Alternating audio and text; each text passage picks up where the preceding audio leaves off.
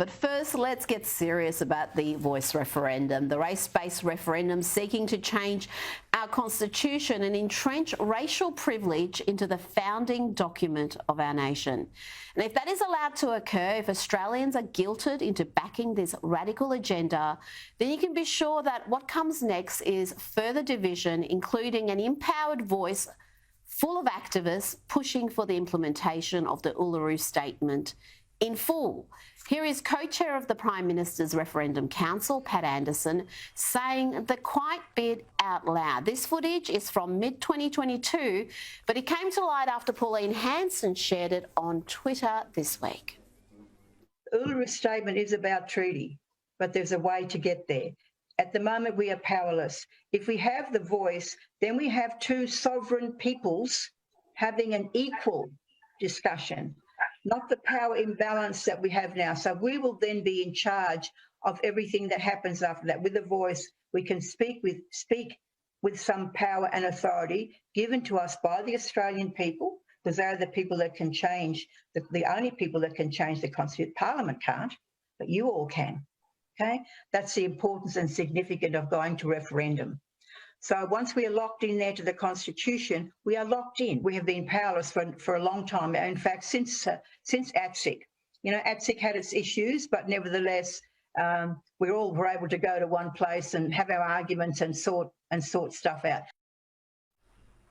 Incredible stuff. ATSIC had its issues. Yeah, I guess that's what you can call mass waste and corruption. As many of us has warned, the voice will be ATSIC on steroids, an ATSIC with far greater power and really no accountability, because it's in the Constitution and it cannot be disbanded without another referendum. Let's hear now from Dr. Dylan Lino about voice and treaty.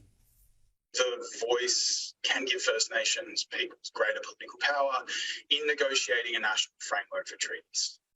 Right? This is the whole idea behind a voice, is that it will give Indigenous peoples collective political power. It will institutionalise that through the process of a referendum and kind of this formal recognition of the Constitution. That's the whole idea, he said. Now, who is Dr. Lino, you may ask? Well, according to the Uluru Statement website, Dr. Dylan Lino is a senior lecturer at the University of Queensland and was a member of the team that provided legal advice to the Uluru Dialogue. That clip is from late last year. Let's now go to pro-yes advocate Noel Pearson, who in the past has attacked Jacinta Nampijinpa-Price and Warren Mundine in the ugliest terms, calling them glove puppets who mindlessly regurgitate the words of white folk to punch down on Indigenous people.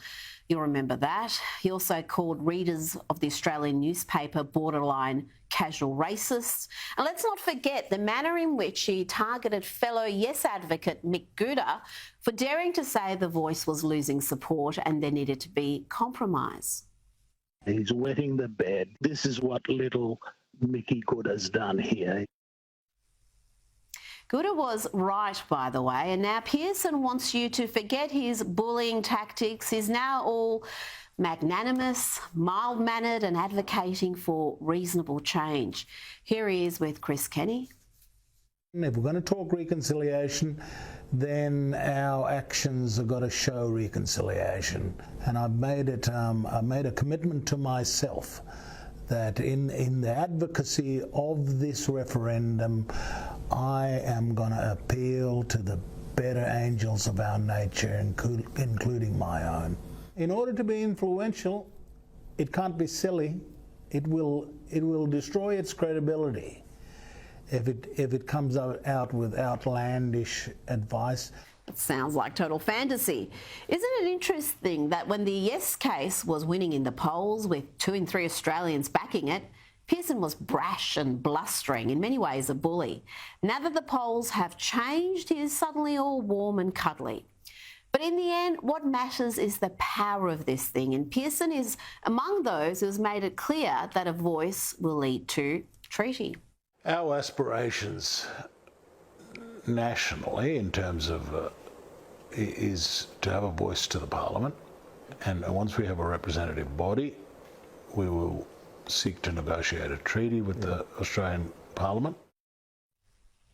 Voice, treaty, truth-telling. It's all there in the Uluru Statement, and it's a commitment Anthony Albanese has made time and time again.